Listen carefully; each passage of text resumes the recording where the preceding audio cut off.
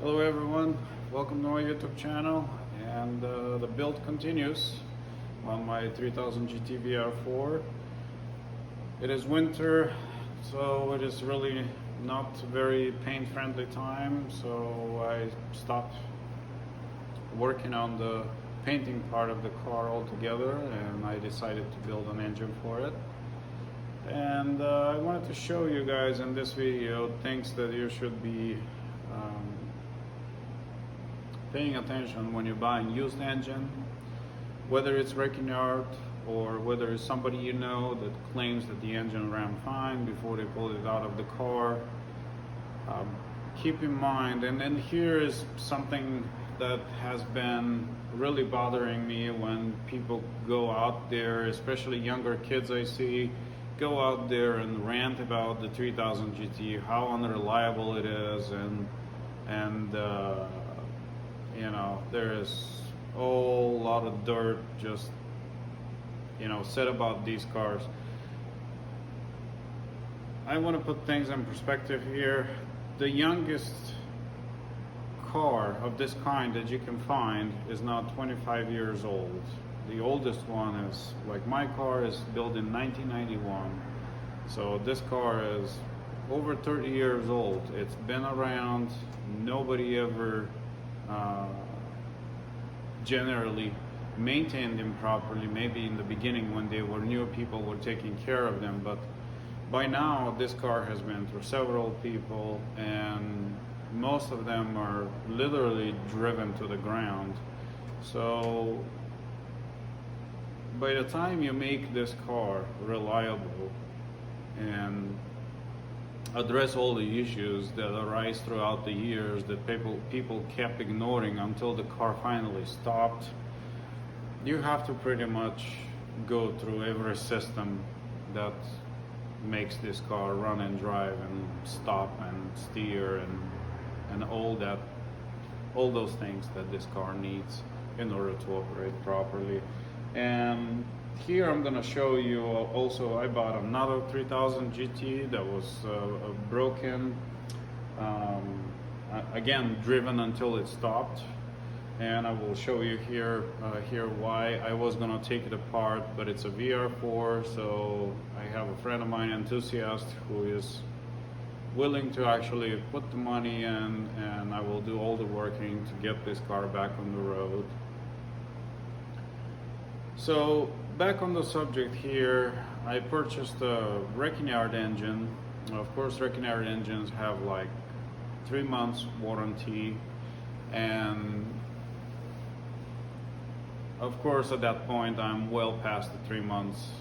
Before it was my intention to go through the motor from the get-go. I wasn't just gonna install it there. The motor was advertised as a valve job was done. So you would think that they did a good job doing valve job on this engine. Usually these engines require valve job done because timing belt breaks and hits all the intake valves. I have a short video in my channel here that shows just what happened when the belt breaks.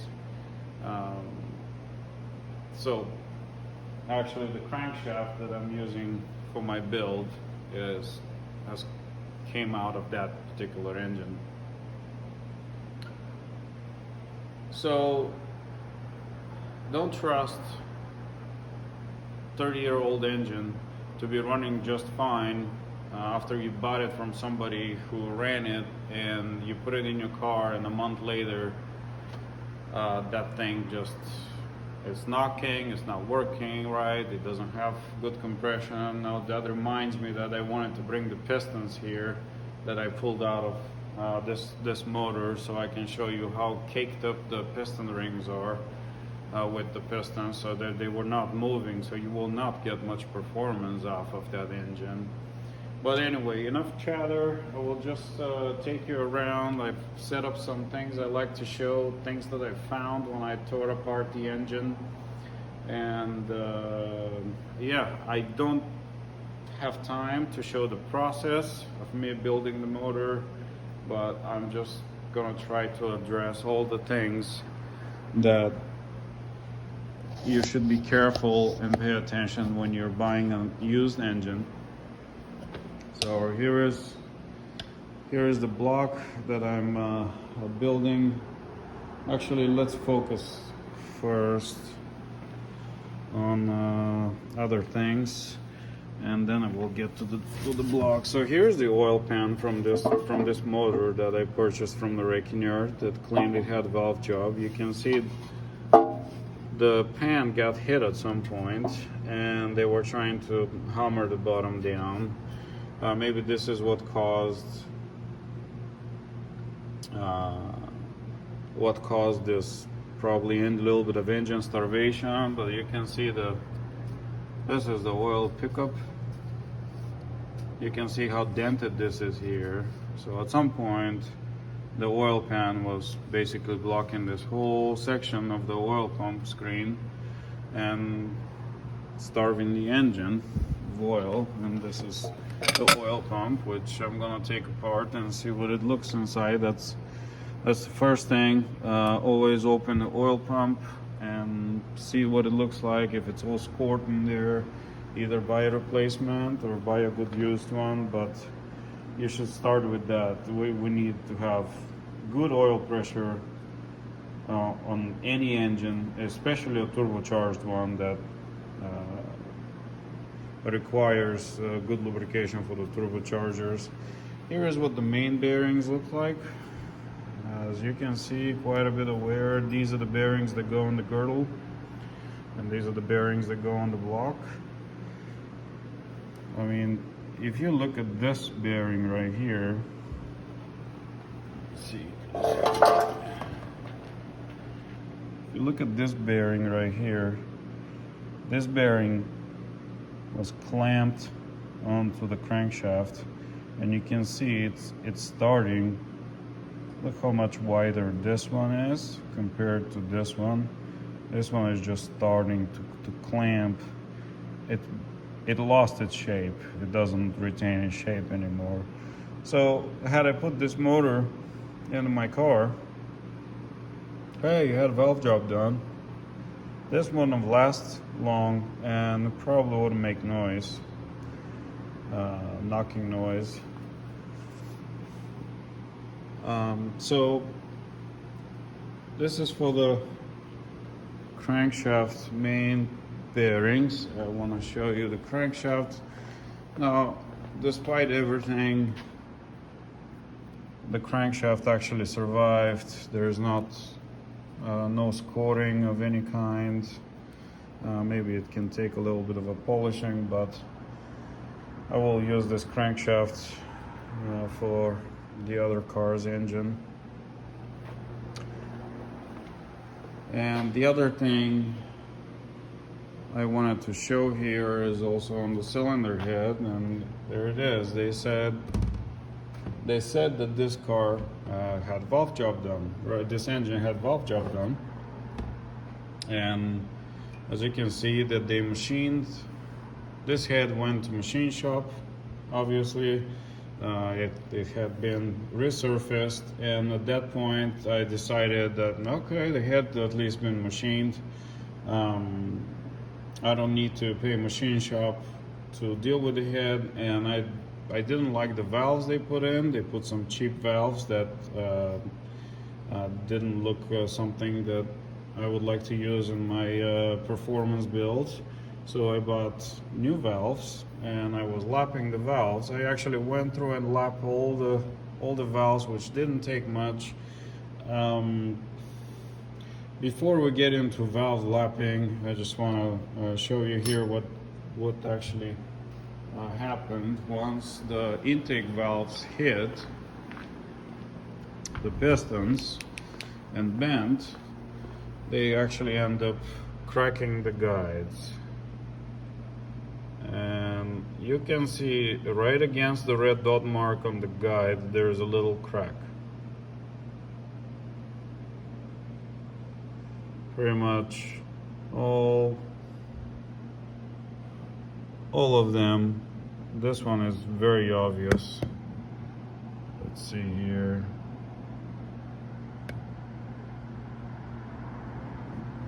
So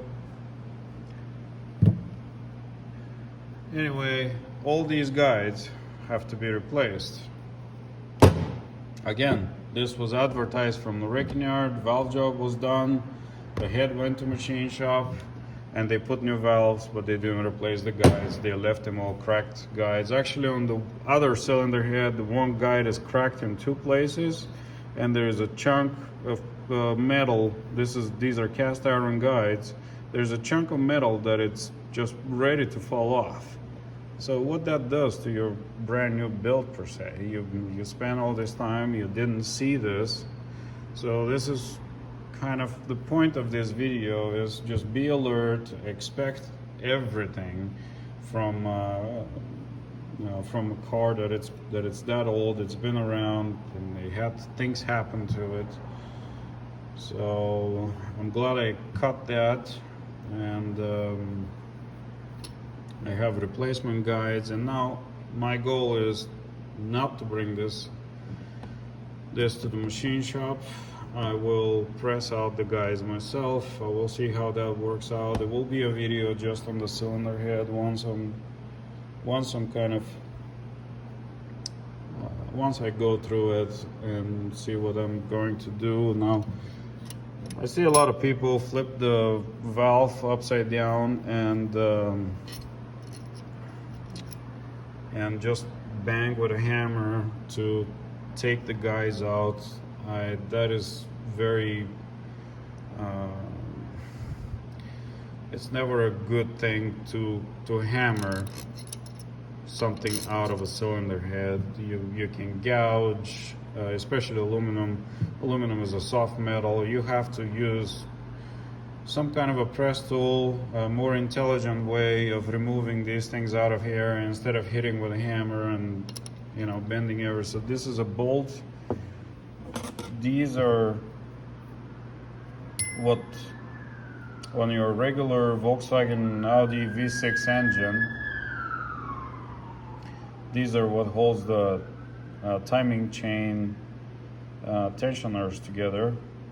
And this bolt happens to be exactly what I need here. It's just the right size that fits in the guide, and I can use a socket as a receiver and a nut on the other end, so I can safely press this out of the cylinder head instead of beating it with the hammer.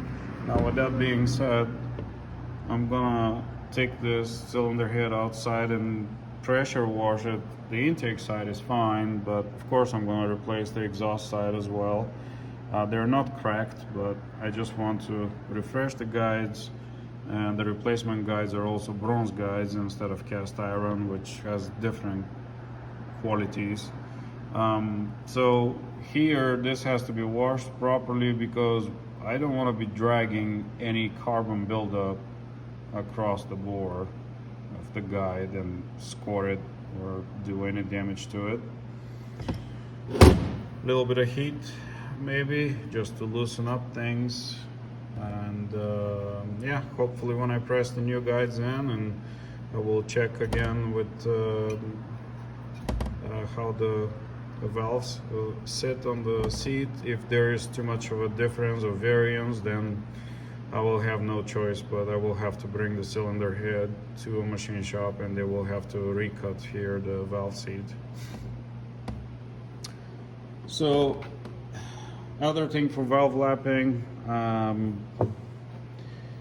machining is so precise on these cars. Valve lapping is really not a thing from the factory. They just machine them, put them on, and it's all good. But if you lap the valves, you're virtually mirroring them. You can see right here,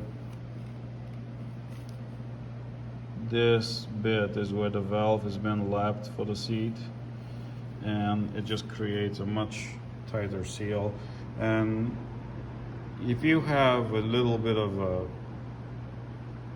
pressure escaping anywhere, usually that's where it will either crack or overheat the valve, and it's a good practice. Just a quick valve lapping. This is not sit there and grind it. As long as this surface, you have the same belt shape on the valve, then you're good to go. It doesn't need much more than that. But anyway, let's move on to all the nice things that I'm about to put inside this engine. This is a piston ring grinder. These are the new piston rings, so anytime you're building something of high performance and you have force pistons and rods, replacement force pistons and rods, likely the piston rings are going to need to be sized properly for the bore. And of course there are people who have been around and building these motors, like Larry here at Real Performance. He's been my absolute go-to guy for information and millions of questions. So Larry, if you're watching this, thank you for always picking up the phone and answering all the questions I have regarding. Don't be afraid to ask, guys. I've been a mechanic for many years. I work on high-end cars, classic cars like this Mercedes right here. It's always good to ask before you make some kind of a mistake or go too far into a build and then have to go back several steps because you forgot to check something. So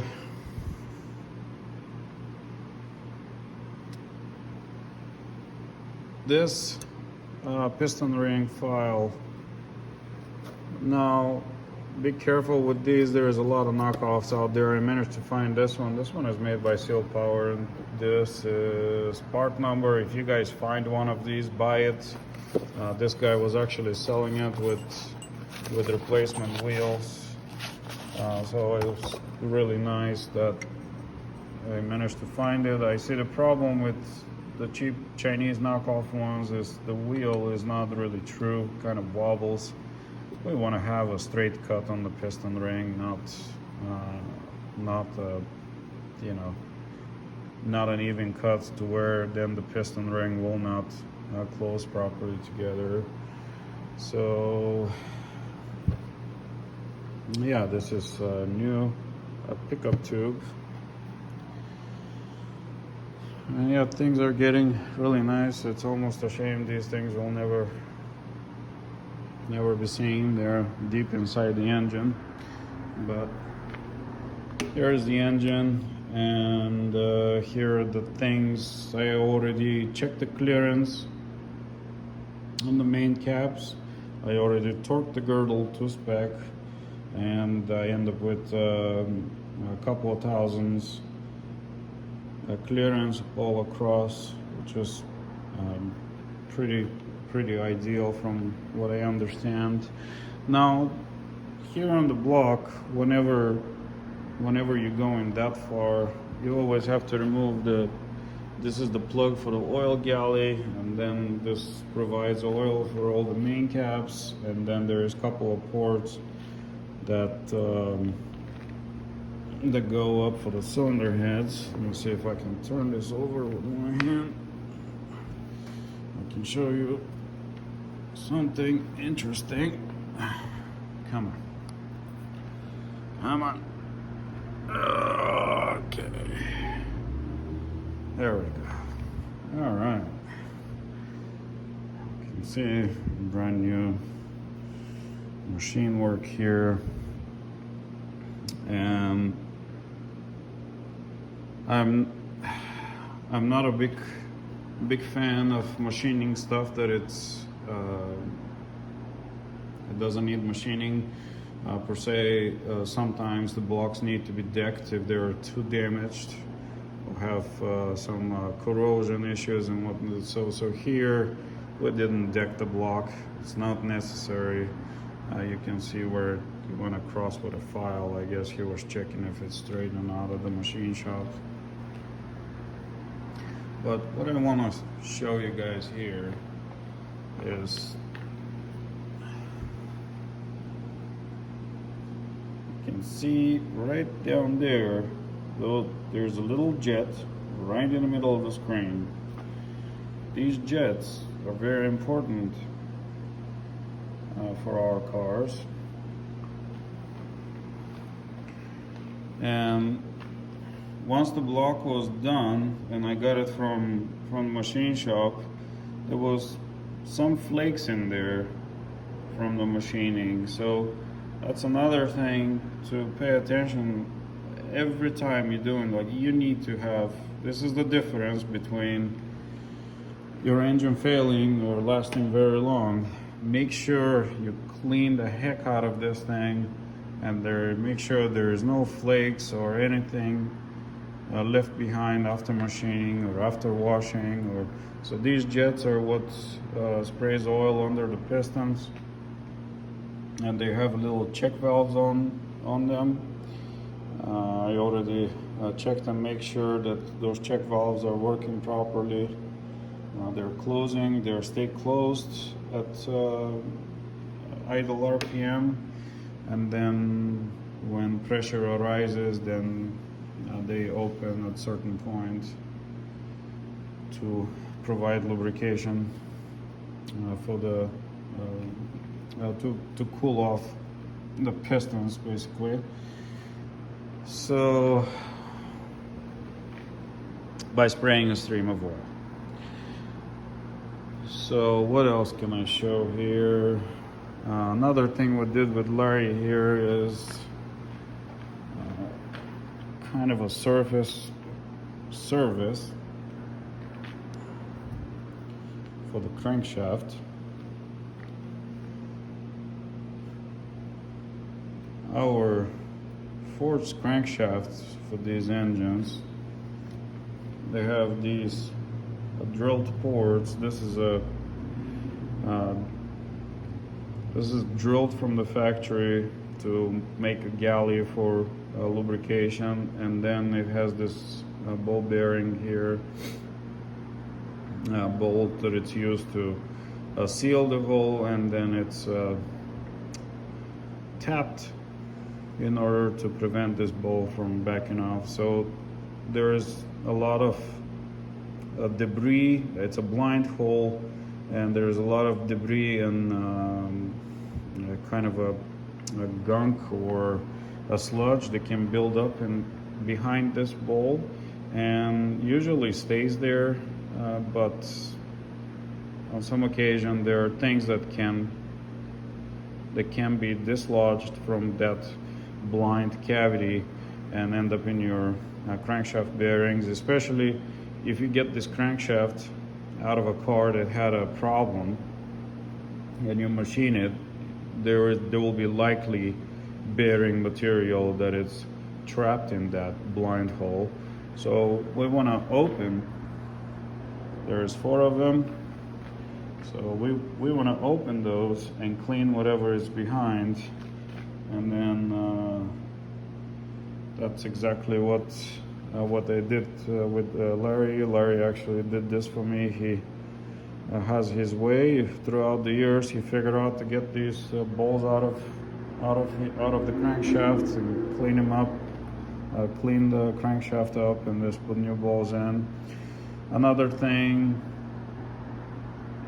crankshaft has been rebalanced for the new pistons and rods, and also the whole assembly has been rebalanced in the machine shop. You can see here, together with the matching flywheel. So yeah, things are very exciting right now for me.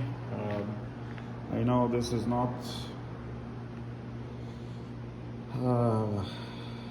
maybe as exciting as depending.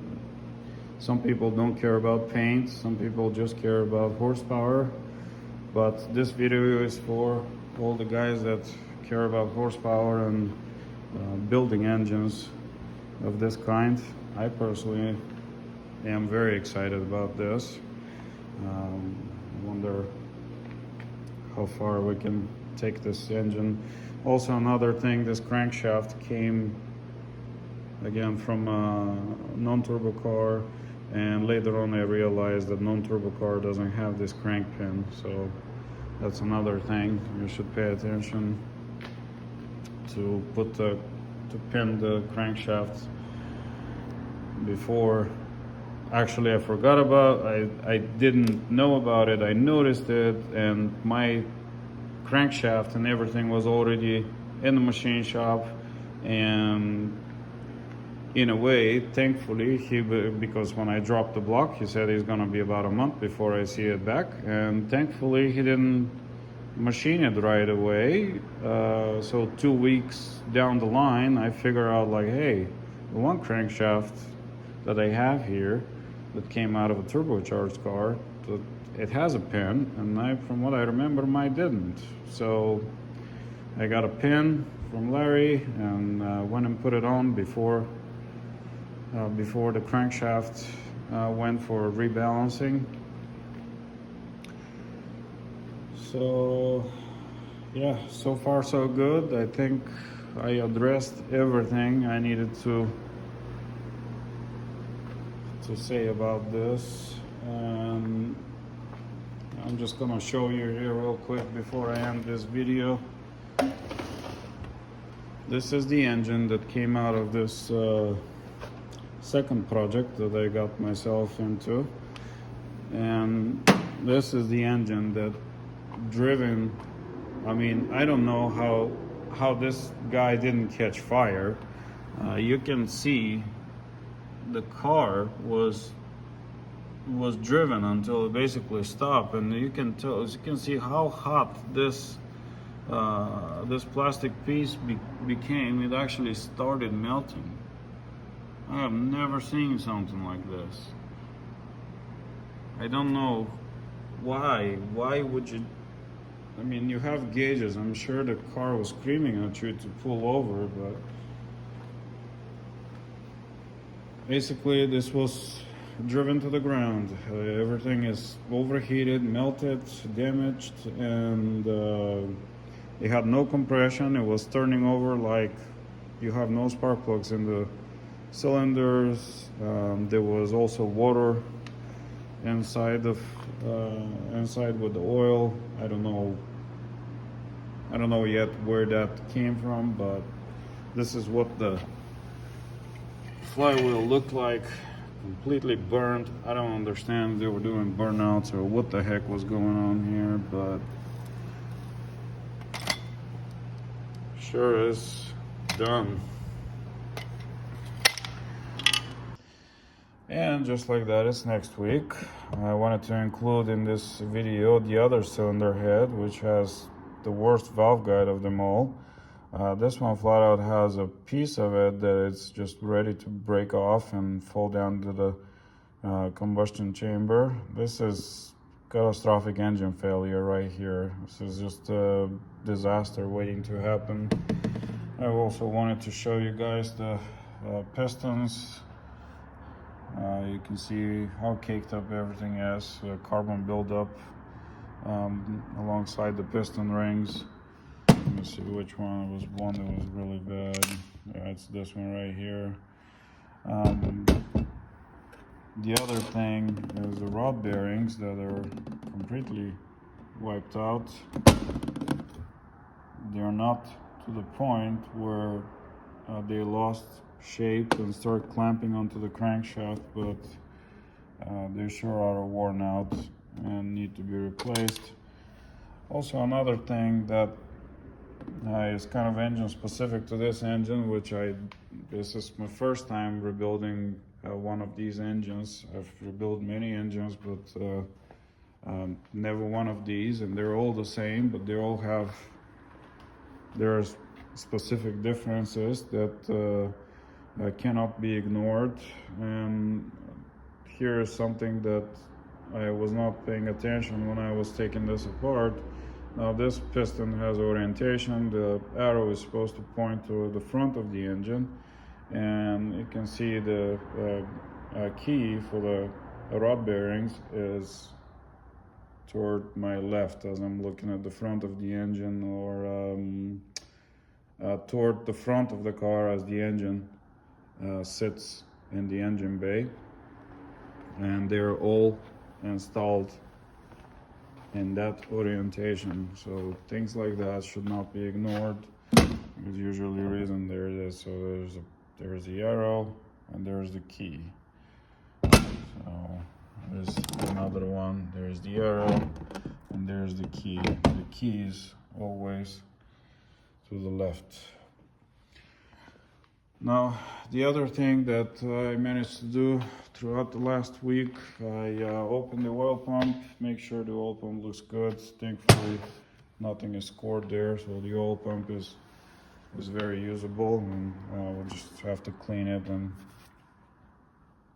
give it a good cleanup before I use it. So throughout the last week, I managed to press out all the valve guides, and I know I said I wanted to use a little more intelligent way of doing this. However, that press tool that I kind of built just did not stand a chance. These valve guides are pretty snug in there. So what I did here is, first I sprayed penetration oil on all the exhaust valve guides to kind of scrape off and just loosen up all the carbon buildup on the tip of the valve guide, so I'm not fighting this carbon, and I'm not dragging any carbon through the bore of the valve guide. But I used this method where I used the old exhaust valve here with a 10mm socket, and these are exhaust manifold nuts off of I think it was Chevy Cruze, like a 4-cylinder turbo GM car, which happened to be a little bit smaller diameter than the diameter of the valve guide, so they worked out perfect. I just grinded down the shoulder here, and I installed this assembly in this manner, and then I used air hammer with this bit and just hammer it down. I also put the cylinder head on this foam padding, not directly on the metal bench, so I don't damage the camshaft caps. And once I hammer down to about here, then I use the rubber hammer to hammer the rest of the way, because I was afraid that I might accidentally hammer here and gouge the face of the head. So yeah, everything worked out pretty good. I don't know if I mentioned, now I forgot if I said it, but I put the cylinder head in the parts washer, so it's nice and warm, and it will loosen up a little bit, and all the valve guides came out with not much effort. I mean, now the other thing here to note is that these valve guides don't have shoulder, and we need to note the valve guide height, which I measured, and the valve guide height is exactly the height of this nut on all of them. That's what it was on all of them. And now this nut, as I'm installing the new valve guide, is going to serve as a limiter, which will tell me how far down I need to press the new valve guides. So that's it. I think I made all the points I wanted to make here in this video. So definitely this engine wouldn't have lasted long had I just installed it on my car. Be careful, guys. Of course, junkyard has good engines. You don't always get bad engines from them, but this is not the case here. This is definitely not an engine that would have lasted very long had I just installed it in my car. But anyway, thank you guys for watching. Like and subscribe, you know the procedure. If you like the video, give it a thumbs up, and let me know if you have any questions. I'll be happy to answer, and I will see you guys on the next video. Thank you. Bye. Journey of reviving this car from the dead. Just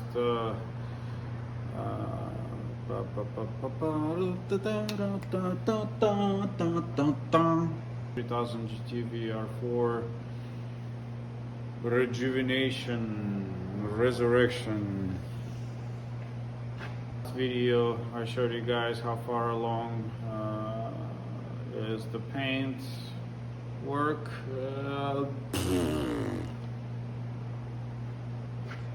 Click on this video and